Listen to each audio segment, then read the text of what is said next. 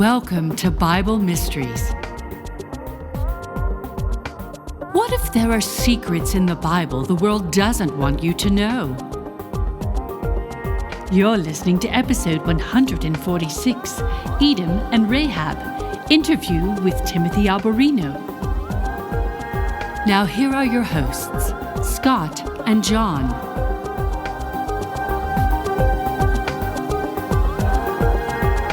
Hello, welcome once again to Bible Mysteries Podcast. I'm Scott Mitchell. I'm John Potts, and this is the show that talks about things in the Bible the world doesn't want you to know. And boy, John, are we going to get into some things the world doesn't want to know today. In just a moment, I'm going to introduce our very special guest to our audience, but we're going to first acknowledge some of our new seekers, our premium subscribers. This episode is brought to you by Lene O, Piyali F, Lydia G, Jeremy S., and Catherine M., all who became members back in January of this year. Now, thank you guys for subscribing, and don't forget you have bonus content as a part of that if you do choose to do the premium subscription. But we are very honored to welcome Timothy Alberino back to Bible Mysteries Podcast. He's known as the modern-day Indiana Jones. Timothy is a consummate explorer and has just recently returned from an expedition to Cusco, Peru. I hope I'm saying that right. With Luke and Nate from Blurry Creatures Podcast. A shout out to our friends Luke and Nate. His inquisitive mind and insatiable appetite for adventure have led him all over the planet in search of lost cities, lost civilizations, hidden treasures, and legendary creatures. He's also an avid researcher and published author whose scholarly pursuits are as daring as his expeditions. The website is timothyalberino.com. The book is Birthright: The Coming Post-Human Apocalypse and the Usurpation of Adam's Dominion on Planet Earth. And the man is Timothy Alberino. Timothy, welcome home from Peru and welcome back to Bible Mysteries. Well, thank you. It's my pleasure to be with you. Well, we are very excited to have you. And before we dive into our topics today, I just have to ask if there's anything new or exciting that you'd like to share that you may have discovered on this recent trip to Peru. Not anything new. It was certainly exciting. I did visit for the first time. I visited a site called Ñaupa Iglesia, which is between Cusco and, it's near Ollantaytambo. It's on the road between Cusco and Ollantaytambo. And it's a site that is not heavily visited, heavily trafficked by tourists. It's off the path. You have to climb up the side of a mountain to get to it. And so that was a new experience for me. I've known about Ñaupa Iglesia for some time, but I've never visited it. And the site it's traditionally regarded as a portal. And I believe it's andesite. It's a face of a large stone that's fallen off the mountain, very large boulder. And it's carved. It's difficult to describe. There's sort of a doorway carved into it with great precision, and carved and polished. And then there are some other carvings at the site. And again, the Andean tradition, according to Andean tradition, it's a portal, but I don't believe that we're talking about a portal to another dimension or something like that. I literally think, and this is, you asked me if there's anything new and exciting. Well, I think that we've discovered some evidence that what it is in actuality is a marker to an access point into the mountain, into the underground world called the Shinkana under the Andes, which is the underworld of the Andes, but also it refers to a massive, extensive tunnel system that goes for hundreds or perhaps even thousands of miles beneath the Andes. And I think that Ñaupa Iglesia might be a marking entry into this underworld. So that's something new that I'd never seen. So that was entertaining and interesting. To say the least. I think I've seen pictures of that very portal. Excuse me, John, go ahead. Yeah, I was going to ask the same thing. Did you happen to get any pictures or video photography of that?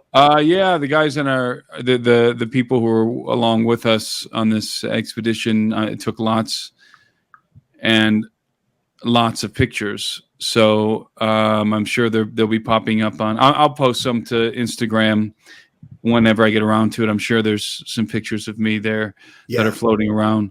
And of other members of our group. And Luke and Nate from Blurry Creatures, as you said, were on this expedition with me. So I'm sure there's pictures of all of us up there. Yeah, and I'm sure they'll be releasing some information too at their website. Well, speaking of Luke and Nate, you and I actually met in person for the first time this year at BlurryCon in January, and you were so kind to talk to me afterwards. But when I mentioned wanting to discuss Mars and Rahab with you, you just sort of lit up real big and with a smile and indicated that's not many people wish to discuss this aspect of your book. And I just found that part of Birthright profoundly interesting. And I'd like you to give us a brief summary for our listeners of the connection you draw between Mars and Edom. Well, this is an aspect of my book that most people don't ask me about, which I find quite intriguing because I think it is one of the most interesting things that I talk about. Yeah. I didn't invent this information. I glean from, first of all, the late David Flynn, his book Cydonia, The Secret Chronicles of Mars. He's the one who first brought this to my attention. But then also, some of this information is known in the rabbinic traditions, the Jewish rabbinic traditions, and it's all very compelling. So I don't wade into this territory very often because it's difficult for me to remember all of the details associated with this topic. When I say details, I mean the scriptural references, because there are many scriptural references. Rahab appears in the Bible in several instances, but also associated with the dragon and with Edom. Yes. And so when you knit these various topics together, what you begin to realize is that you have this tapestry begins to form, begins to manifest, and it depicts what I believe is a galactic war, a galactic rebellion that happened a long time ago, and the scriptures are intimating, are alluding to this this galactic war of unimaginable destruction that occurred previous to the creation of mankind. Yeah. Now, I believe that the scriptures, the 66 books of the Bible, are divinely inspired. I think that we have the plain text, we have the plain reading of the text, which is the stories and the histories and the narrative of the various things that are going on in the Old and New Testament. We have, of course, the gospel of Jesus Christ, which is the main purpose, the primary message of the scriptures is to deliver the gospel of Christ to mankind, both Old and New Testament. And we have a lot of contemporary information that was relevant, for example, in the New Testament to the early church. But within all of this obvious content, I believe we also have, because it is divinely inspired, we also have coded information that was laced into the narratives, both Old and New Testament, especially the Old Testament, that is informing us in a very cryptic way about things that happened before we were here. Yes. And things that pertain not to mankind directly, but to other entities who pre-exist mankind. And that information is hidden. It's not made plain. And of course, many people, when they hear me say things like that, their reaction is, well, why would God hide those things from us? The answer is, I don't know, but I can tell you that he does. The psalmist tells us, or the writer of Proverbs, Solomon tells us that it is the glory of God to conceal a thing. Amen. And so it's not only that he does it because he has some particular reason. It's more than that. It's actually the glory of God to conceal a thing. Right. And it is the honor of kings to search a thing out. So I think there's a lot concealed beneath the plain reading of the text. This is what would fall under the category of esotericism. The Bible is certainly, especially the Old Testament, an esoteric book. The very nature of prophecy is esoteric. Yes. Esoteric meaning it's not plain speak. Esoteric meaning it's metaphorical, it's a symbolic, There's allegories. It's information that must be discerned by the wise. Again, I've gleaned this information from men who are much wiser than me. And all I can tell you is that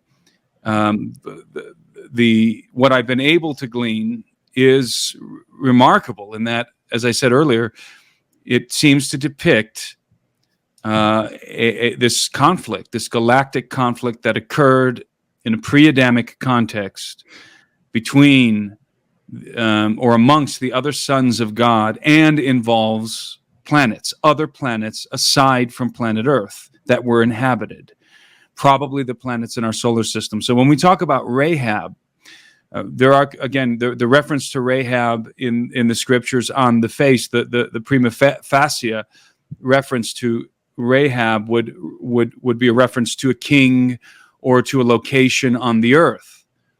But when you read all of the subtext around Rahab and the context in which it's being referenced, it becomes clear that we're not talking about a man or an earthly location. We're talking about something far more profound. In short, I believe that Rahab refers to a planet that exploded between Mars and Jupiter.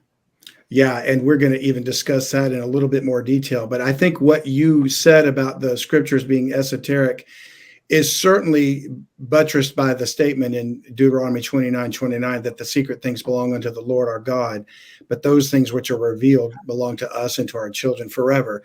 So I do think God is revealing what he wants in his time, whether it's coded or esoteric or not.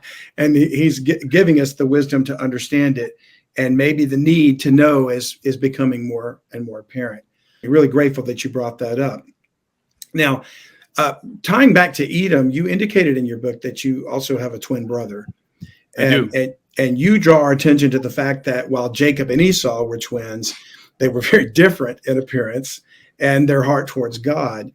And given the satanic influence of what you call the sibling contender aspect of brothers in scripture, such as Cain and Abel, or Ishmael and Isaac, you speculate about a different line of attack that the dragon used with Jacob and Esau, and involving Rebekah, their mother's womb.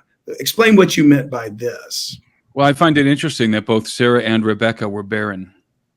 And this was a time in which women were having many children. Yeah.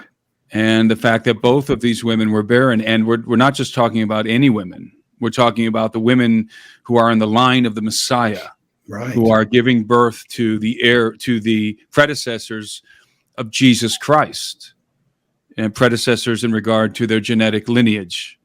Jesus had to come through the line of David, according to the scriptures. Right. And so when you talk about Abraham and Isaac and Jacob, you're talking about Israel. You're talking about the royal bloodline that would give birth to the Christ, the fulfillment of what I call the dragon slayer prophecy. Yeah. And so it cannot be coincidental or incidental that both Rebekah and Sarah and Rebekah are barren. And so I obviously, Sarah, Abraham's wife, because she couldn't have a child, she had Abraham lie with her maidservant, her Egyptian handservant, Haggai. And that, of course, created a lot of the problems that we see today in the Middle East. And what you had was an illegitimate heir. You had an illegitimate heir who was the product of that union, right? Ishmael, because God had promised Abraham a son, and of course, that son came in the form of Isaac. And when Sarah's barren womb was miraculously brought to life, when she gave birth to a promised son. And of course, Abraham went and we have the enactment, the prefiguration of God giving his only son as a sacrifice for the sin of mankind. We have that being play acted on Mount Moriah with Abraham and Isaac when Amen. Abraham goes to sacrifice Isaac. So we're talking about the most important lineage on planet Earth, the lineage of Abraham. And so this barrenness, when I read that these women were barren, I pause. It gives me pause because this is such an important lineage. And so we had twins, not twins. We had two sons of Abraham. We had Isaac and Ishmael, and Ishmael can be considered an illegitimate son because he was born to the maidservant. Right. And Abraham, and it was an act of disbelief, or rather, let's call it a lack of faith on the part. it was a lack of faith. I didn't want to use that word because it seems strong, but it is that is what it was. It was a lack of faith on the part of Abraham to succumb to his wife's desire for a child when he knew he had one promised, right, even though he was advanced in age. And of course, his wife chuckled when she, I forget the exact context, when she heard that she would indeed give birth to a son in her old age, which she did. Yeah.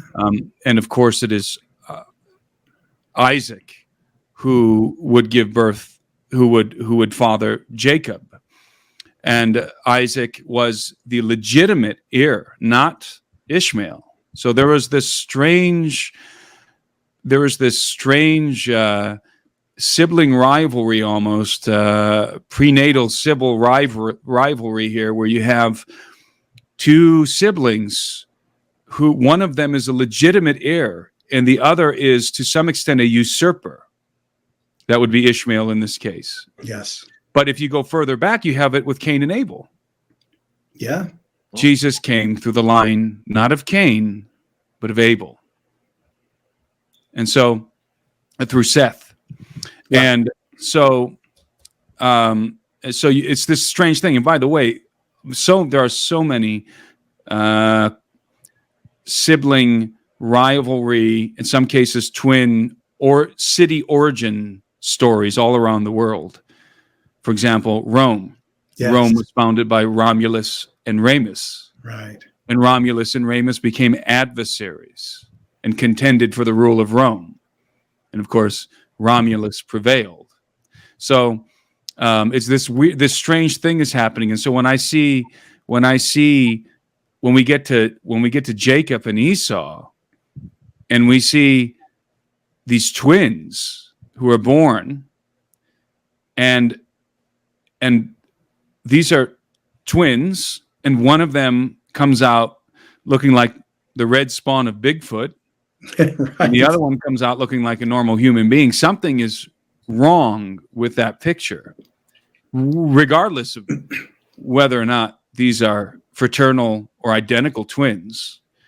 There's something strange going on here. And so, and it's the same kind of a deal. We have Esau, who emerges first from the womb. These are twins. Esau emerges first. So you have this red, hairy thing coming out of Rebekah's womb. And you can envision that as something is usurping the birthright of Jacob, who's coming behind. Right. And Jacob, of course, what is he doing when he emerges from the womb? He's grabbing the heel of Esau. And so I take this concept and I develop it into a, let's call it a prefiguration of what's going to unfold at the end of the age with the Antichrist and Christ, because the Antichrist is a usurper, but Christ dethrones him at the end of the age and takes back the birthright of mankind, which is essentially what Jacob does. Jacob emerges from the womb second, grasping on to Esau's heel. Yeah. And then later on in the story, we find that Esau, because he emerged first, the birthright of his father, Isaac, was going to fall to him. And so, as the story goes, Jacob's mother favored him and wanted the birthright to fall to him rather than to Esau. And so she came up with this plan that Jacob would trick his father Isaac. Right. He would trick him because he was basically on his deathbed, and his eyes were dim, and he had cataracts or something, and this condition would allow Jacob to execute this ruse and pretend that he was Esau, so that he would be the blessing would be conferred to him rather than what really amounted to his older brother Esau, who emerged from the womb first. So Esau one day comes back from hunting, and he's famished. And Jacob is making, I believe it was lentil soup. And Esau was so hungry that he begged Jacob for some soup. And Jacob said, "I'll give you some soup if you sell me your birthright." And Esau agreed to do that. Now, it's very important. That's a very important detail in this story, because Esau had to abdicate that birthright before Jacob could go and get the blessing from his father. That's why that story is there. Good point. Because why did he need it? If there was some sort of magical conference that happened by Isaac laying his hands on Jacob and just giving him a blessing, then why did Jacob need Esau to sell him his birthright, to willingly abdicate his birthright? That had to happen first. And that, I think, is a detail most people miss. And obviously, if you read my book, you know that that's very important as it pertains to the birthright of mankind. So Esau had to willingly abdicate his birthright to Jacob, which he did for a bowl of stew. And once Esau had abdicated his birthright, then this ruse that Jacob was going to play on his father could be executed and effectuated, because Esau had already abdicated his birthright to Jacob. Now all Jacob had to do was go and get the blessing, which is what he did. And we all know the stories. His mother, Rebecca, wrapped, in order to mimic Esau, she wrapped Jacob's arms in goat skins, his forearms, because she knew that her husband was going to grab his arm when he conferred the blessing. Now that's really strange, wrapping his forearms in goat skin. Yeah, that's one hairy dude. I mean, Esau is not hairy like just a hairy guy. He's hairy like an animal. Yeah. And not only that, it was also, this is another detail a lot of people miss, is that she had him wear Esau's clothing. Why would she have him wear Esau's clothing? If Isaac is blind, what does it matter what he wears? Right. Well, I'll tell you why. Because Esau had a very peculiar odor. That's why. A very unusual odor. Almost Bigfoot-like. Exactly. So combine these two things together, this inhuman hairiness with this peculiar odor. That's what's going on here. Yeah. And so it would be this is a good ruse then, because now Jacob goes into Isaac to get the blessing conferred to him. Of course, Isaac thinks it's Esau. Why does he think it's Esau? Because you can't mistake the touch and the smell of this guy for anybody else. Right. That's why Rebecca knew it would work. He was unmistakably identifiable by his excessive hairiness and his peculiar odor. Yeah. That's not incidental. That's a very important detail, because most human beings, this is inhuman what's happening here. At least in my estimation, there's something very, very strange going on here.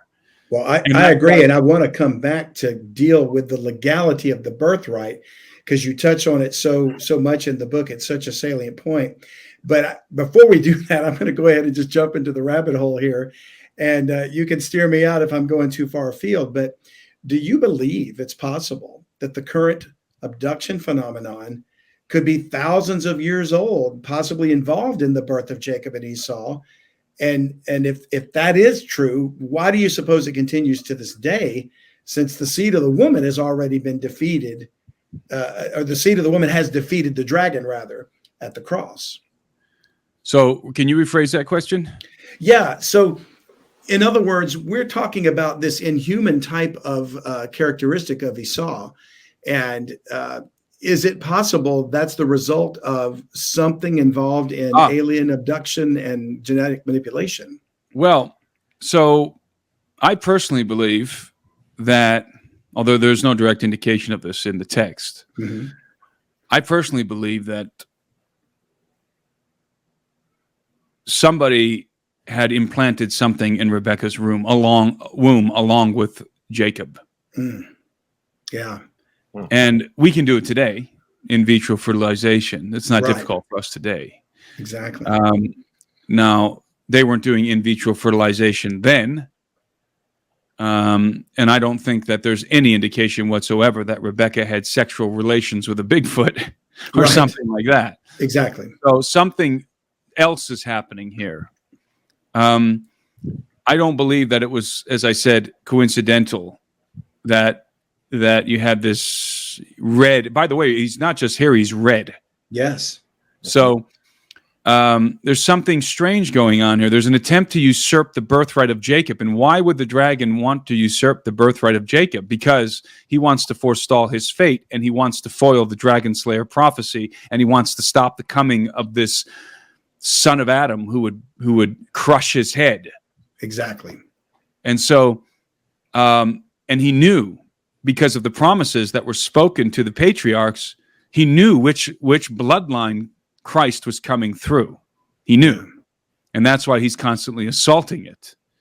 That's why he's constantly after the lineage of David, the lineage of Abraham.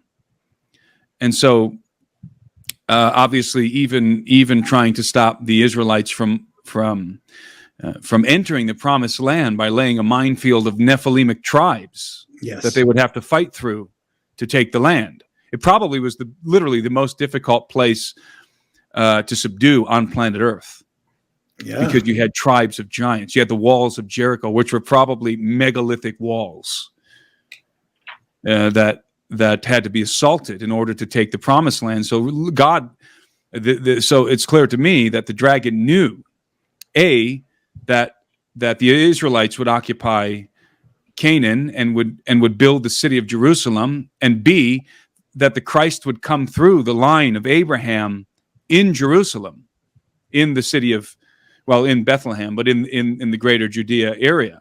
Right. So, and this is played out obviously, and he didn't know exactly the circumstances, but he knew generally the circumstances, because this plays out when Jesus is born in Bethlehem, and the wise men, the really what they were was they were Eastern astronomers, right, who came to pay homage to this eternal king who had been born. And there's reasons why they knew he had been born. They knew the general direction in which he was born because they were following a particular star, but they didn't know exactly where he was to be born. And so they went and inquired of Herod. By the way, Herod was an Edomite. He was. That's so right. They inquire of Herod, and Herod tells them that according to the scriptures, he's to be born in Bethlehem. That's how they knew how to get specifically to Bethlehem. But it's clear that they didn't know, that Herod didn't know exactly who Jesus of Nazareth's parents were, because what he did next is he ordered the slaughter, I think, of all the 3-year-olds and under, correct? Yes. The infanticide. Yes. To try and dragnet and with this slaughter and catch the Christ within it, catch the promised king who was born somewhere in the region, try and catch him in this infanticide, in this dragnet infanticide. He didn't know exactly where he was. He just knew that he was somewhere in Bethlehem. So that's just to demonstrate how the dragon has certainly been continually attempting to devour the seed of the woman. And that, of course, is also symbolized in John's vision of the red dragon and the woman. In Revelation the woman 12. who's about to give birth. And what is the dragon doing?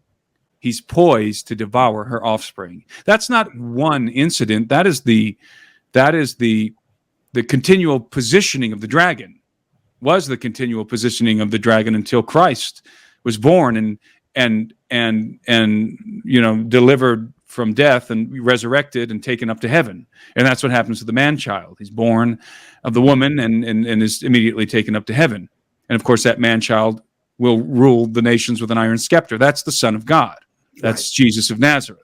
But the dragon was always poised to devour the son, the offspring, the promised offspring of this lineage. I don't think that he knew exactly which one was going to be the Messiah. He was always positioning himself to thwart this genetic lineage somehow, and to turn the kings against God so that God would judge them and send in their enemies and wipe them out, which did happen with the Babylonian exile for a period of time until Cyrus and until they returned to rebuild. So this was the continual posture of the dragon.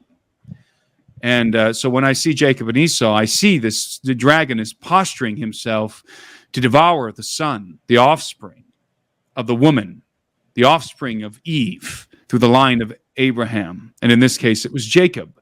Yeah. And not to kill Jacob, but rather to steal his birthright. Because obviously the dragon is poised to devour, but God is divinely protecting and guiding the offspring of Abraham at the same time. So there's this tug of war happening. So anyway, I believe that, yes, something happened that was unnatural. I believe that Esau was an unnatural, illegitimate son. Now, does that mean that, going all the way back to your question, does that mean that something like an alien abduction happened and an embryo was implanted next to Jacob? Or does that mean that some sort of an in vitro fertilization happened or something else? I'm definitely open to those possibilities. And in fact, as I said earlier, I lean in that direction, although it's rank speculation. I don't have there's nothing I can point to in the scriptures besides the abnormality of Esau that would suggest such an event, such an occurrence. Well, I think it's an interesting topic to speculate on, and I don't think it's completely out in left field there. But it begs the question for me, if regardless of what caused Esau to be implanted or whatever, it seems that there's an abduction phenomenon taking place now where similar type of in vitro fertilization is taking place. And it makes me wonder if the dragon knows that he couldn't prevent the birth of the Christ, and he's been defeated at Calvary. I wonder why he continues to invade and do what he's doing. The dragon may or may not have anything to do with the gray aliens and the abduction phenomenon. I don't know, but I don't believe that the dragon is so pervasive that he's got his fingers in everything that's happening. Yeah, I think his efforts are finite and focused. The gray alien phenomenon, the abduction phenomenon, may be something completely out of left field. Certainly, he's going to use it to his advantage. I think that's given. Okay. But whether or not he's actually masterminded, conducting the operation behind the scenes is unknown. Yeah. But the abduction phenomenon is, of course, very real. And babies are implanted into, or rather, zygotes are implanted into wombs, which grow into fetuses, which then are extracted before the women are showing around the 3-month period, before the 3-month period of pregnancy. I believe that's the first trimester. And then those babies are removed in a subsequent abduction, and the rest of their development happens in a gestation tank. And they're basically born in a tube at that point, a tank, a nutrient tank of some kind. In short, I believe that it's my opinion that the hybridization program being perpetrated by the Greys is for the purpose of planetary acquisition. In other words, the Greys are introducing advanced human alien hybrids in order to acquisition the Earth by stealth. Now some reason. That's a fascinating thought. And now that brings me back to, of course, your book is what we're discussing anyway. But And that is in my book. So yeah, absolutely. But in Birthright, and you touched on this earlier in one of the previous questions, Timothy, but you talk about this. There's a legality under which these entities are having to operate. You make such a clear and salient case that the dragon is legally limited in his operation on Earth by, among other things, the birthright contract that God gave the earth to the children of men, and you bring up Psalm 115:16. So if that weren't the case, then the superior intellect, the superior technology, the superior power and might of the dragon and the fallen angels could have easily overwhelmed humanity a long time ago. Would you say there's a connection between what I call on this show the satanic global elites, such as governments, deep state entities, the World Economic Forum, what have you, having an agenda?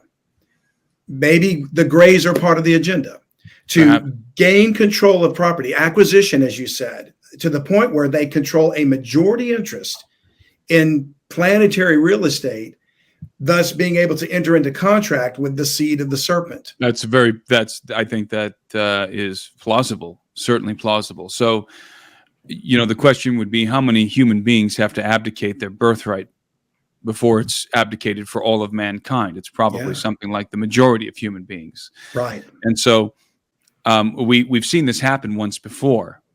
This happened in the Genesis 6 affair, where the Watchers descended and took the wives from among the daughters of men, who were willing wives, by the way, and made this transaction with their fathers. In my estimation, these were the men in the line of Cain, that they were going to give them knowledge and technology, presumably through this knowledge, if these men would give them their daughters' hands in marriage. This was a transaction. I agree. Because these were interlopers into our realm. And we are the governors of this realm. Paul says that the gifts and the calling of God are irrevocable. So if mankind was given dominion of the earth, that's irrevocable. We can abdicate dominion, but it cannot be taken. It cannot be wrested by force. Indeed, the ploy of the Watchers was very much like perhaps what the gray aliens are doing. They created hybrid beings who were human enough to inherit and appropriate the birthright of Adam. Yes. That's why they were hybrids. So I think this is why the Watchers did what they did. This is why they decided to create offspring with the daughters of men, because they knew that they could not govern the earth. Their rule would have been illegitimate. But should they be able to produce human hybrid children who were human enough to inherit the birthright of Adam, and that's probably a genetic equation, then they could legally usurp dominion of the earth through their sons, which is precisely what they did. They did that very thing. And I believe that was central to their plan. That's what they were attempting to achieve the entire time. That was the desired outcome. Now, the Watchers certainly could have showed up on the scene and taken whatever they wanted by force. I think they didn't show up empty-handed. I think they showed up with advanced technology. And presumably the Watchers were received as gods, reverenced as gods. They received the adulation of human beings, probably not the line of Seth, because Enoch was keeping them straight, but the rest of humanity certainly would have been worshiping the Watchers. But the problem is that for them and for the dragon is that there's a police force. There's a cosmic military. It's called the kingdom of heaven, the armies of heaven, which show up all over the place in the Old Testament. In fact, one of the most prominent and prevalent titles for God in the Old Testament is the Lord of armies. What is the purpose of an army, if not to defend the borders of a realm and to enforce the dominion and to enforce and to execute the will of the king of that realm? And so the armies of heaven exist, and it is they who keep the dragon in check. Otherwise, the earth would be a veritable prison planet. So it's the armies of the kingdom. And this for some reason doesn't register with a lot of people, but it's true. It must be true. The armies of the kingdom keep the dragon in check. But at some point in the future, we know that the dragon is going to be unchecked, because the restrainer is going to lift his hand. And at that point, no one's going to stop the dragon from doing whatever he wants at that point. And that point is coming in the future. And I believe that the restrainer is Michael. And I believe that the restrainer, broadly speaking, are the armies of heaven. And they're not going to restrain the dragon anymore, because mankind is going to collectively lose dominion of the earth. Interesting. The armies of heaven enforce our dominion. So if we abdicate our dominion, then what's left to enforce? Nothing.